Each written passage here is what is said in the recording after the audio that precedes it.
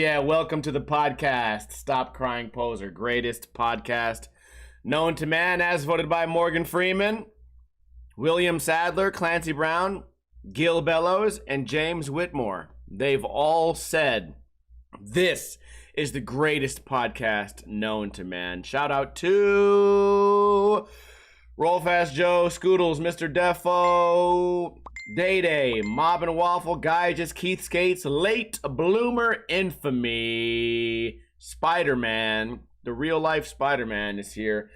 I think I need to fix my lighting because I look too white. Big news today. Oh yeah, we do this podcast every single Friday right here on twitch.tv/Ninja Lifestyle.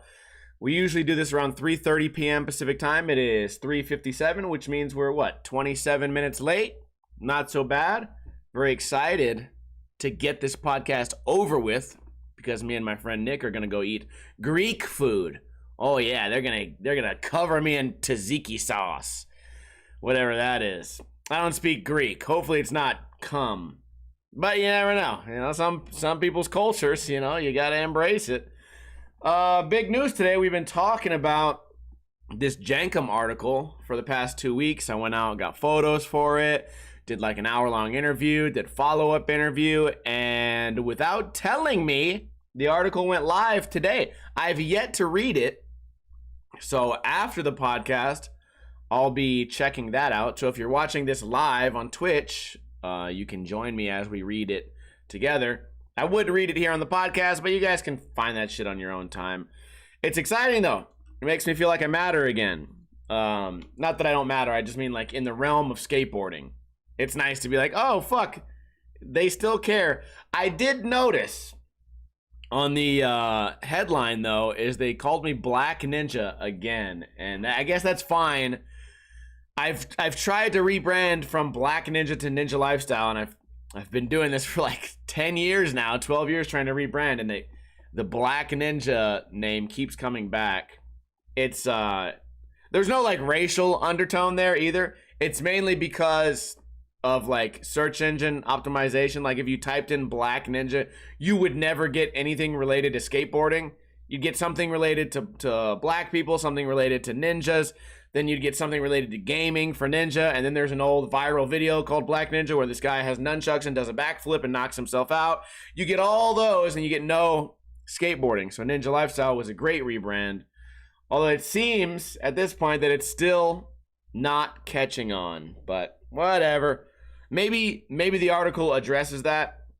I'm going to be honest with you guys. I have a really bad memory. I've always had a bad memory. And I don't remember a word of what we talked about. Except for, he did keep saying, like, are you going to try and rebrand and do something else? And I was like, I mean, I kind of am. I kind of am rebranding right now on YouTube. I'm doing, like, cooking videos. We're doing reviews. We're doing skate spot locations. We're doing, like hate pieces, like hate commentary on the Steve Hates Skating channel. Which, by the way, that channel just came out with a video about Jaws today. I thought I'd get a lot more heat. I briefly checked the comments earlier today, and I didn't get any hate for hating on Jaws. I feel like that's going to be maybe the goal for this summer is all the low-hanging fruit, I guess we could say. All the people that no one would ever hate on, those are like the main targets because that's going to make people cry the most. That's going to make people want to comment and want to argue. So you think, like, I'll do a whole piece probably next month or later in this month about how Shane O'Neill actually really sucks and he's really sloppy. Like, obviously that's wrong, but that seems to be the new trend in online shit is just being so wrong that people feel the need to correct you. And we see that a lot in cooking videos too now. People will cook something that's absolutely disgusting on TikTok or on YouTube Shorts or whatever. And they do that just so people will go on there and say, why would you ever make this? Like mayonnaise noodles and shit. And you're like, why would anyone make this? And they feed it to somebody and they go, oh, that's good. You should try it at your own home. They do the same thing for the viral videos of like, how to clean red wine out of a carpet. Well, first you got to get some dog shit, rub dog shit on it. then take the back of your palm and then rub that on there. Take some Windex, squirt it with Windex, and then grab a straw and suck out all the wine and poop, and it'll be white. And then you have all these stupid-ass TikTok generation kids shitting on the floor, trying to prove to their parents that they know that they're right. And then everyone in the comments is going, there's no way this is going to work. And then the other comments are like trolls going, my son tried this. He just ate his own shit off the ground. What the hell is going on with TikTok? That's the new thing. So we're going to try to translate that into Steve Hates Skating. So if you see some video titles that don't seem logical, now you know why. What am I holding in my hands? These are Ninja Lifestyle stickers. We give away a sticker pack here on this podcast every single week. I don't think they do that on Joe Rogan. Oh no. Everyone loves the Joe Rogan podcast. Everybody likes all these other podcasts. Do they give away free stickers every single week? No. They hate you. They hate their viewers. Not me. I like my viewers. I think they're all cool. Handsome. If they're chicks, they're beautiful. If they're dudes, they're handsome. If they don't know what they are, then they're something. They're something in the middle. Tell you what, all I'm saying is we appreciate the viewers enough to give away free shit. All you have to do is answer a trivia question correctly. And this is a classic one. I feel like I've been overusing the word classic lately. You ever get stuck on a word? Remember that kid who says, but he's like, what is that kid on YouTube where he's like, well, actually. But it's not actually. He says another word. I've never been on television before. Well, actually, I've never been on. Does anyone remember what that kid's talking about? Anyways, the question is, who directed the 1994 American drama film called The Shawshank Redemption? Who is the director of that movie? It's based on the 1982 Stephen King novella Rita Hayworth and Shawshank Redemption. The film tells the story of Andy Dufresne, who is sentenced to life in a Shawshank State Penitentiary for the murders of his wife and her lover, despite his claims of innocence. Wow. All right. Apparently, it was the apparently kid. Thank you, Paul. Apparently the answer is, Tom Hanks is incorrect. He did not direct it. Steven Spielberg was a close guess. Day said Frank, but it's not.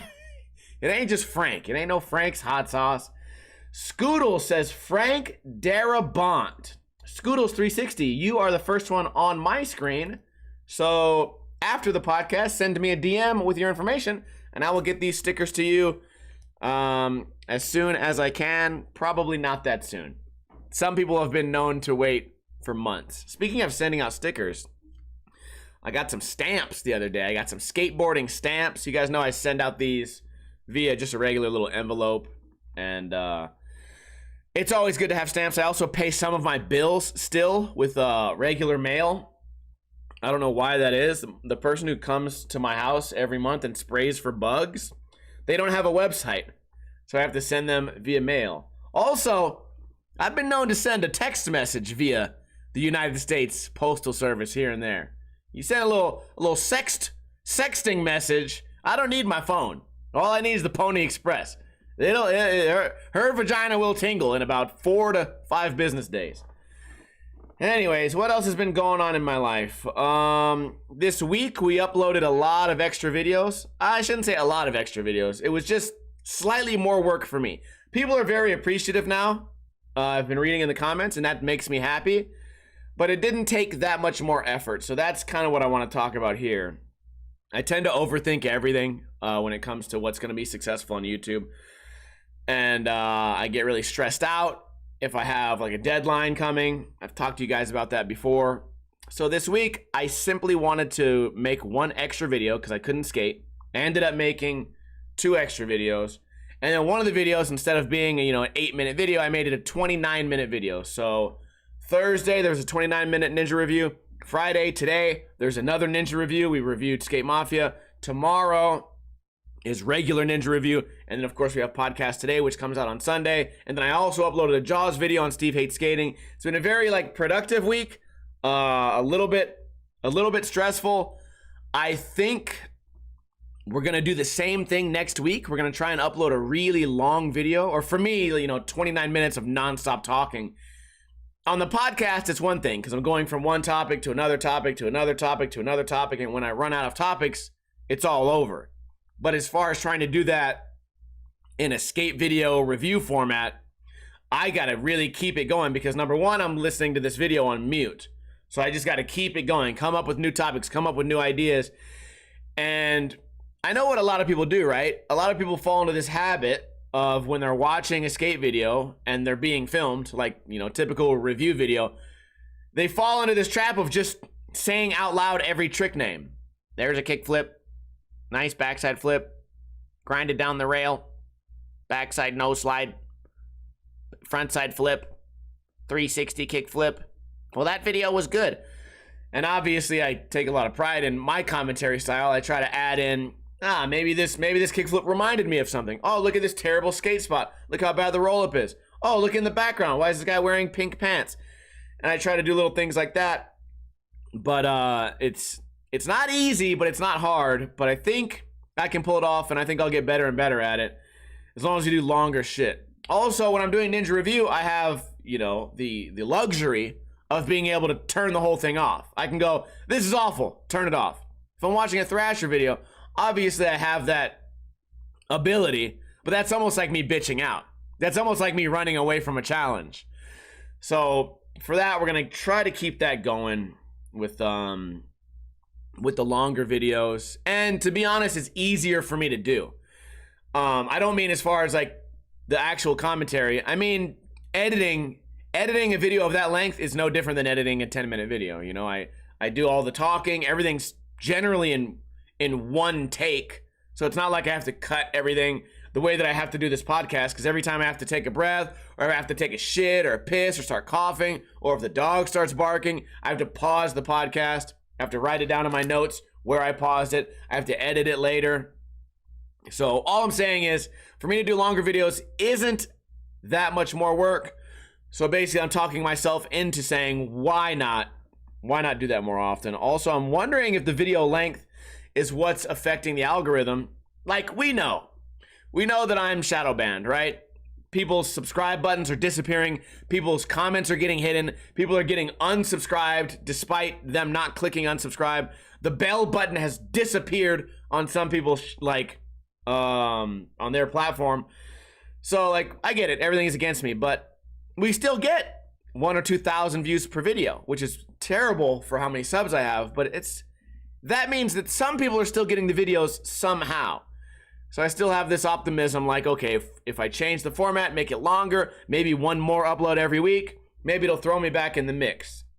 But also, I've been noticing we stream YouTube videos on Sunday, Monday, Tuesday, and Thursdays here on Twitch. We stream just watching videos.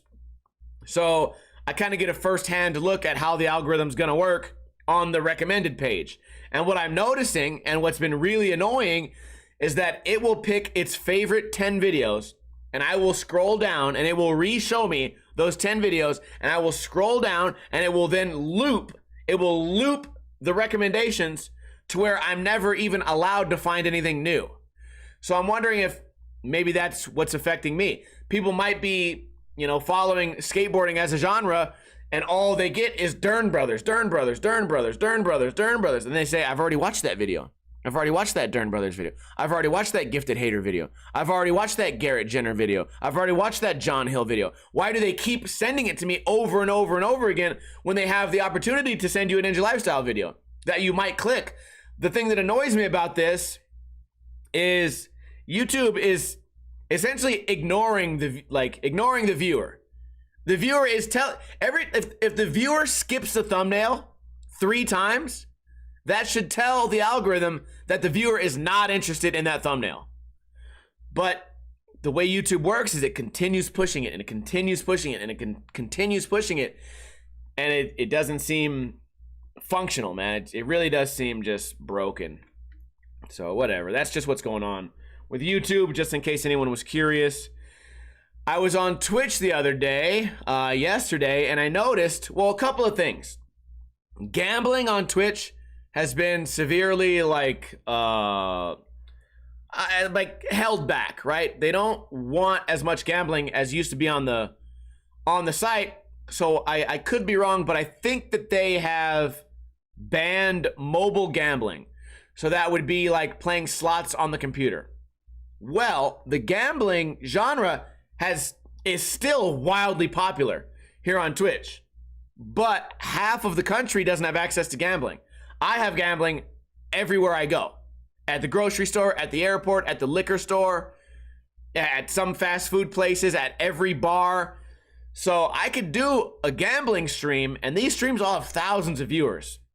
So I think what we're going to try to do is one of these days, we're going to try to do at least like a 2-hour gambling stream, depending on how much money I end up having. And we'll see if we gain a bunch of followers and viewers. I think it'd be a cool idea. Obviously, I'm not, as far as content creation goes, I'm the type of guy that's like, I'll throw out bait everywhere. You know, we'll try this, we'll try that, we'll try that, we'll try that. I mean, really, that's how Ninja Shirts popped off. That's how Ninja Lifestyle popped off. That's how Vegas Skating got going. That's how Cake Muscle got going. You know, you got to try all these ideas a million times and fail. And then to get one or two that works great. So, so I think that might be something we try next week, or maybe even as early as like Sunday. Also, I think it would be funny if we could, I could do like my grocery shopping. I could have the GoPro, or not the GoPro, my phone, my actual phone sitting right here. I can get like some groceries, right? Then go sit at the machine, and you guys can really see like, oh, it's that easy. So that's, I don't know, that's a possibility, I guess. Not a lot of topics today, guys. I looked at prices for TwitchCon. I feel like we're doing a lot of talking about Twitch and not so much talking about skating today. We did, I looked up the prices of TwitchCon for one day. It's $150. To go to the 3-day convention, it's like $300. Now, let's be serious. I was never going to go. Right? It doesn't sound fun. I have to pay money to be surrounded by nerds. They have whole bars dedicated to nerdy people. I could just go to those nerd spots. Also, not to be rude, I just talked about me having a camera on me going to gamble. I would do that alone. I don't want to be around people, and I don't want people to be around me, right? I don't ever want to be around somebody vlogging. Like, if they're over vlogging, I don't want to be next to you. I don't want to be, you know, outside of like Andy Schrock doing it or John Hill, and that's like really quick vlogging, right? It's not live. They just go, hey, this is literally what Andy would do. He's like, Ninja, I'm about to say something weird to the camera. And I go, okay. And I turn around, I look at the camera, I smile, and he goes, we're in Las Vegas. Ah, we got Ninja over there. Hi, guys. We got Casey Begler, and oh my God, look at that tree. Oh my God, it's a tree.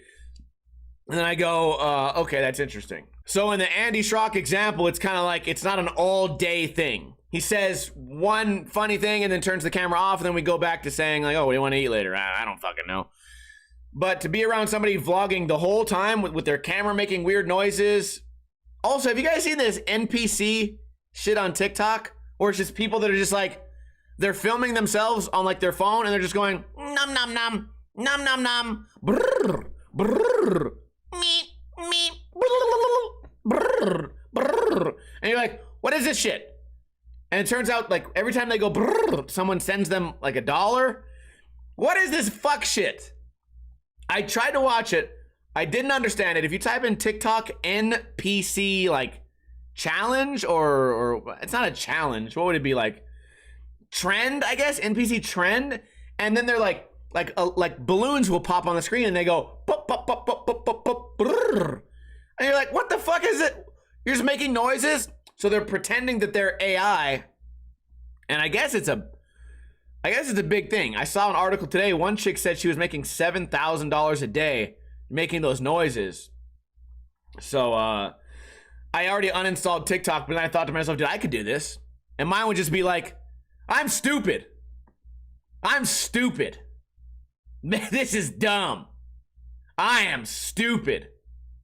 This is dumb. I thought that'd be funny, but I don't think it would catch on. I think the boomer sense of humor doesn't really doesn't translate on TikTok. Just sitting there. By the end of it, I've said, I'm stupid. I've said that 500,000 times. I've only made $8. That would truly be stupid. Anyways, back to the vlogging. I don't want to be around vloggers. I wouldn't want to go to TwitchCon, right? So that's another thing. I want to hang out with my Twitch friends, and it kind of blows my mind that so many people are so interested.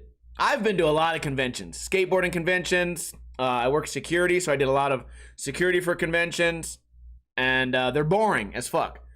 Like, there's nothing interesting to do. I'm gonna go there to what? To meet a Twitch. Like, let's say you're a humongous Twitch streamer. For whatever that means. I get it, they're like celebrities now, but like if I saw Amaranth is like the #1 Twitch streamer, and I don't want to say anything bad about anybody. If I saw Amaranth walking down the street with a crowd of people, I'd be like, oh, okay, there's that chick from Twitch. I can't imagine going, oh my fuck, can I get a picture? Can I take an autograph? Can I buy you a beer? I feel like I just don't have that in me. Maybe for like UFC fighters or something, but for Twitch streamers, I don't think I have that in me. So the purpose of being there, like there's no risk of being starstruck, so it seems like just a big waste of time. I don't know. I think people go there to collab, and I think another part of it is so that, let's say that you're a streamer and you've never met your mods, and the mods are super like into Twitch. You could invite all your mods out to Las Vegas, go out to a nice dinner. Like, I like that idea, turning it into like a business thing. But as far as TwitchCon, I don't know why I would go. By the way, if you know anyone who's going to TwitchCon and they need recommendations for like good places for food or tourist things to do, I live here. Also, I know where to find every drug, and I'll just be like, I'll take a little piece of the pie in the middle, a little finder's fee. So tell all your friends about me if you're on Twitch. Tell your friends that I live in Las Vegas. And there's no price too big or too small. Anyways, I had a question. I started to watch this documentary a couple of days ago. I'm lying. Last night. And it was about finding the missing link, you know, the link between monkeys and humans in some cave. And they said they found some monkeys that were the first known species to actively bury their dead, because a lot of animals don't bury their dead. They just die and then they just move on. So not only do they bury their dead, they bury them deep as fuck in this cave. Deep as fuck in this cave. So they're saying that these monkeys were burying each other 250,000 years ago. Okay, I don't care about how the timeline goes. They're like a mile inside this cave, and they're climbing up, climbing down. Some parts of the cave you can barely fit in, right? They're very small crevices where you have to like squish your way in. They need ropes and shit to climb up and then climb down. And my question is, how are they able to see? Either they have magical night vision, or the theory is that they're coming in, they're building a series of small fires. Okay, maybe they're building a series of small fires. Two things. First off, you're building a series of small fires for a mile while going up and down skinny little crevices. How are you gonna be able to bring that much fuel, right? Let's say their fuel is like little pieces of sticks. How are they able to bring that much fuel to go a mile, and then and still have enough to get back, and still have enough to break ground once you're in there and bury something, bury a dead relative, and you're dragging your relative through the cave, so that's going to make it even more treacherous and slow. I don't know if you've ever tried to drag like a drunk person. It's hard. It's hard to drag a drunk person from one couch to the other couch, let alone going up a mountain, down a mountain with no safety gear and no lights. I think it's pretty gnarly. Also, the other thing, when you're in a cave, and correct me if I'm wrong, fire eats oxygen. So if you're gonna be deep in this cave, in these very skinny crevices, in these small rooms, and you're lighting nothing but fires from the beginning of the cave all the way to the end of the cave, are you not going to run out of oxygen? I feel like that's got to be a thing. And when I turned this documentary off, I didn't get to finish it. They were pretending to light small fire after small fire after small fire so they could pretend what it would be like to be one of these monkeys, but they only did it for the first couple of rooms. And they only did it with a handful of, like, you know, sticks and shit.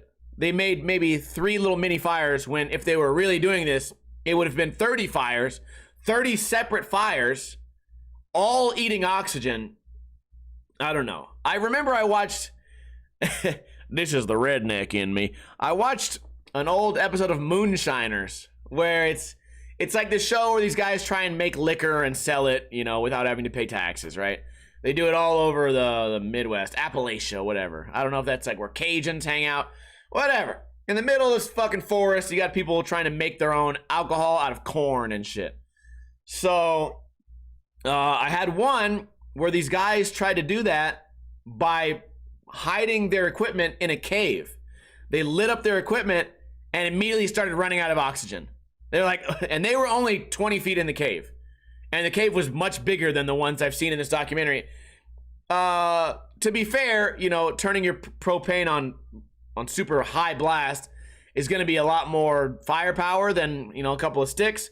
But still, I feel like the theory with these monkeys, I don't know if I buy it. We can figure that out another time. I'm sure there's some smarter people than me in the chat who can maybe explain what's going on. I think the documentary is called, like, the craziest cave. I don't, undiscovered caves or something. Fuck, I don't know, man. I watched several movies this week. I wanted to give you guys some movie recommendations. All 3 of these are on Netflix. The first one I watched was Velvet Buzzsaw. I think I've watched this one before. Velvet Buzzsaw is kind of like a mystery. Then it kind of turns into like a horror. And then it has like these Final Destination vibes. So if you like that style, if you like Final Destination mixed with like mystery, horror, thriller, impending danger, if you like that, I would recommend Velvet Buzzsaw. I'm not going to give away the plot because that's for you to find out. If you like that style of movie, definitely check it out. Another one I watched was called Vivarium. Vivarium was a really slow-paced thriller, like slow build mystery. You're trying to figure out what's going on the whole time. It's also kind of a horror movie, but there's no like huge violence. It really builds up your anxiety. Vivarium. And when the movie's over, I feel like it's very clever in this way. If I watch this movie, Vivarium, and you watch it, and you watch it, and you watch it, all 4 of us might interpret what was going on the whole time. We might all interpret it differently. One person might think, oh shit, maybe it was a religious thing. One person might go, oh fuck aliens. One person might go, oh fuck monsters. One person might go, oh, was the whole thing a drug trip?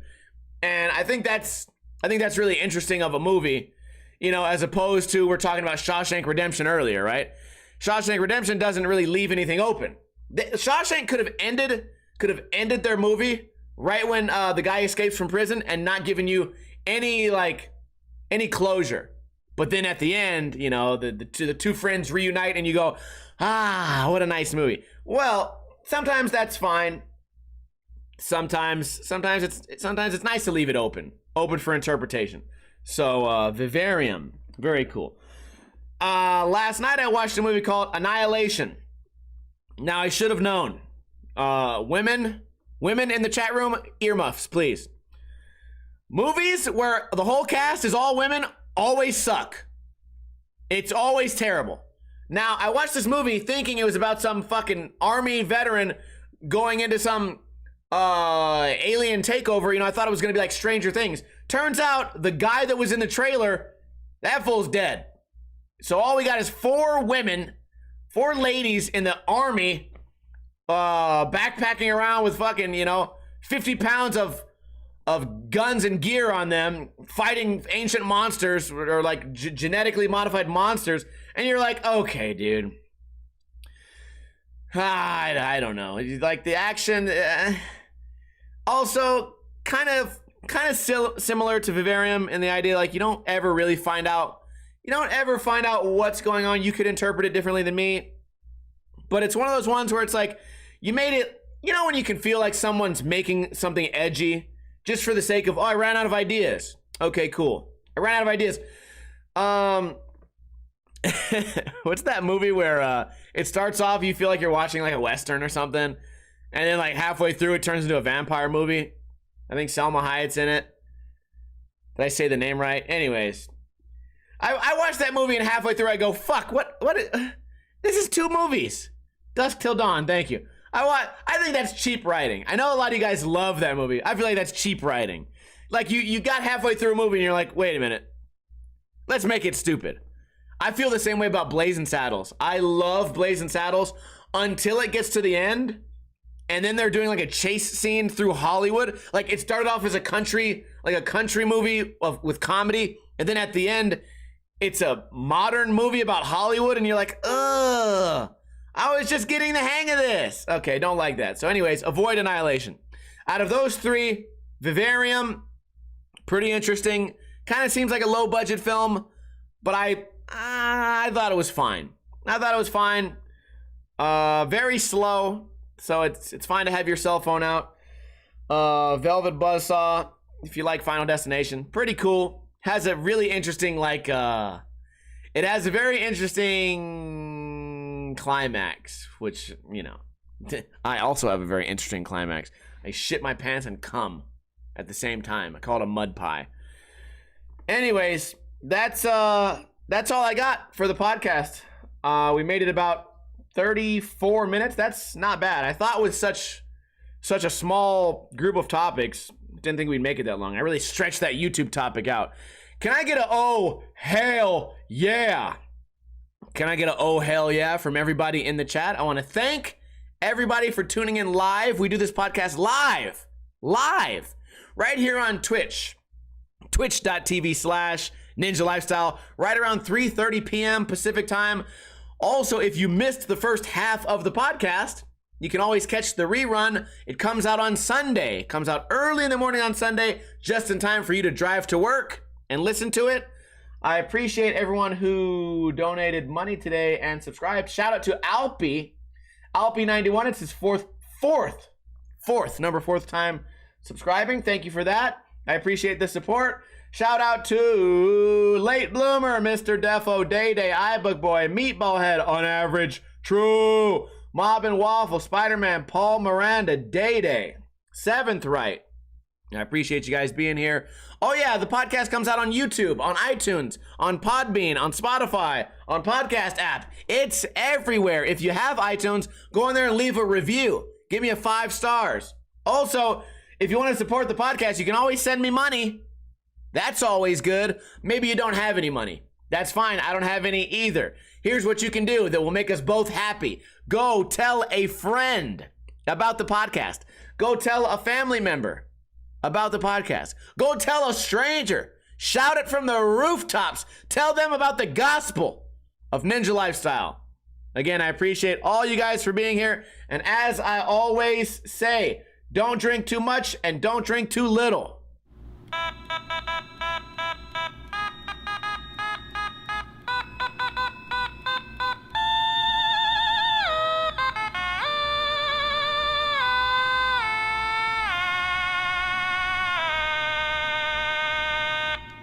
Go read my Jenkem interview. Hopefully they don't make me look stupid.